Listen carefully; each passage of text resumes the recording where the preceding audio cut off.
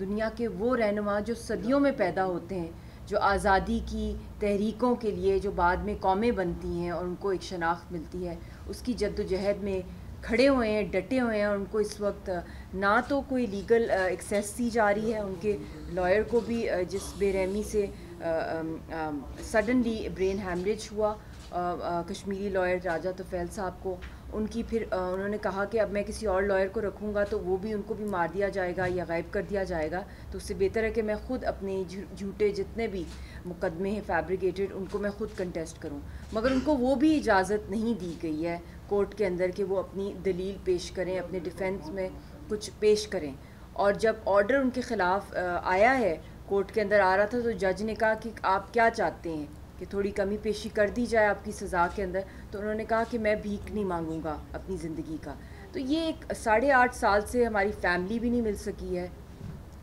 نہ رضیہ گود میں تھی جب آخری دفعہ اپنے باپ کو ملی، اس کو بھی اٹیک کیا گیا انڈین آرمی کی طرف سے، ہماری فیملی کو دور رکھا گیا. اور اب تو میرا بھی نام اسی کیس میں ڈال دیا کہ اگر میں ویزا اپلائی کروں تو مجھے بھی تہاڑ جیل میں ڈال دیا جائے گا. تو ہماری فیملی کیسے یونیفائی ہو؟ جس طرح بے نظیر بھٹو شہید جو تھیں وہ اپنے والد صاحب کو جیل میں ملنے جاتی تھیں، ان کی مسز جاتی تھیں ان کو ملنے، نیلسن منڈیلا کی وائف جاتی تھیں، مگر ہمارا کوئی ایک الگ ہی ایک حد ہو گئی ہے کہ یہاں تو جست خاکی بھی نہیں ملتی اپنے پیاروں کی کہ ہم لوگ فاتحہ پڑھنے جائیں. تو بہت دور کی بات ہے کہ میں اور رضیہ ان کو کس طرح ملیں، ہمیں بھی وہ بند کر دیں گے. تو یہ مطلب کہ دنیا کا ہر قانون یہ مودی کی فیشسٹ رجیم نے توڑا ہے. میری آپ سے یہی ریکویسٹ ہے کہ آپ جتنا بھی as a custodian of the parliament, اور اتنا آپ کا مین رول ہے کہ آپ دنیا کے ایوانوں میں جو ہے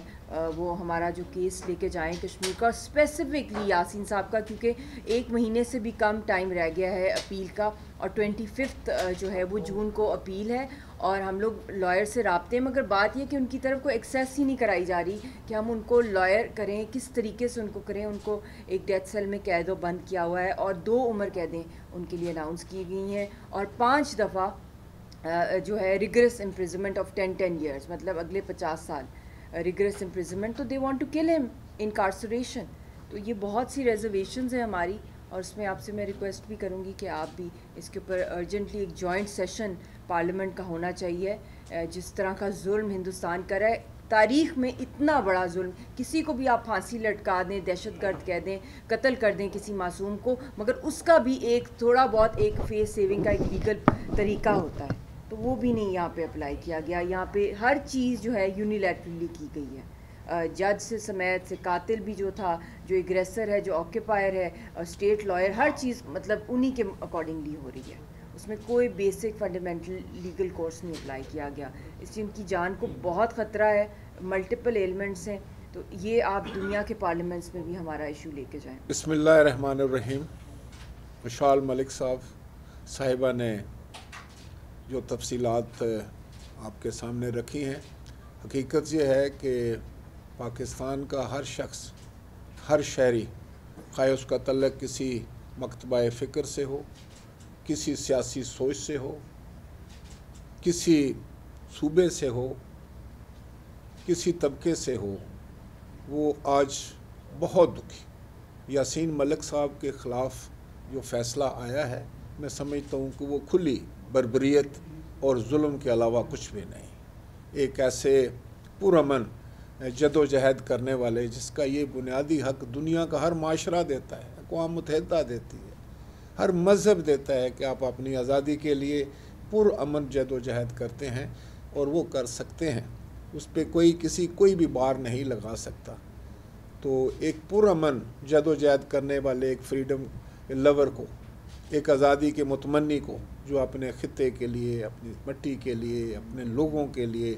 جو ہے وہ اتنی بڑی قربانی دیتا ہے، جیلیں کاٹتا ہے، ظلم سہتا ہے، ہر قسم کا دکھ برداشت کرتا ہے. جس طرح مشال ملک صاحب فرما رہی تھی کہ دیکھیں سب سے بڑا ظلم تو یہ ہے کہ ایک فیملی ڈیوائیڈڈ ہے. بیٹی رضیہ سلطانہ جو ہے وہ اپنے والد کو دیکھنے کو ترس رہی ہے، اس کی آنکھیں اس کے انتظار میں ہیں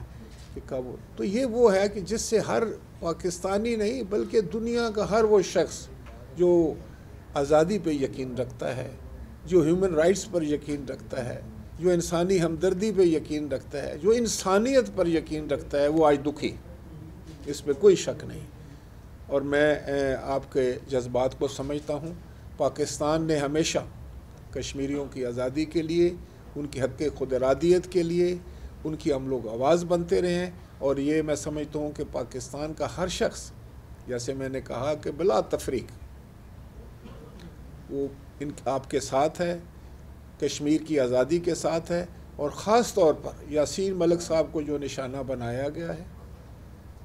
جیسے فیبریکیٹڈ فریولس چارجز ان پر لگائے گئے ہیں، ان کو ایک دہشت گرد کے طور پر جو ہے وہ سزا سنائی گئی ہے،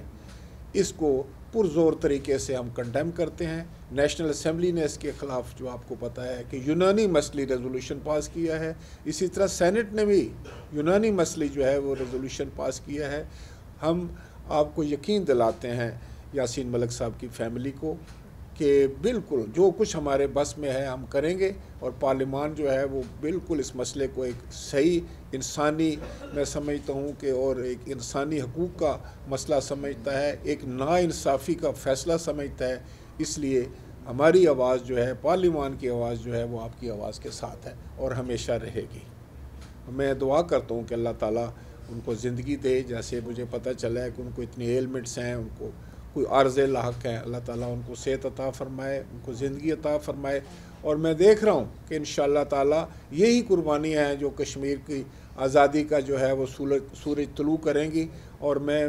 سورج طلوع ہوتا ہوا دیکھ رہا ہوں۔ یاسین ملک کی آواز کو دبا کر میں سمجھتا ہوں کہ آپ کشمیر کی آزادی کے، ان کی امنگوں کے، ان کے احساسات اور ان کے جذبات کو نہیں دبا سکتے، کہ یاسین ملک ہی جیسے لوگ ہیں جو کہ کشمیریوں کی آواز ہیں، ان کے احساسات اور جذبات کی ترجمانی کرتے ہیں۔ ان کو جیلوں میں رکھ کر، ان کو عمر بھر قید رکھ کر، اگر ہندوستان یہ سمجھتا ہے کہ کشمیریوں کے حقوق کو سلب کر لے گا، تو میں یہ سمجھتا ہوں یہ ممکن نہیں ہے۔ کشمیر کا بچہ جو ہے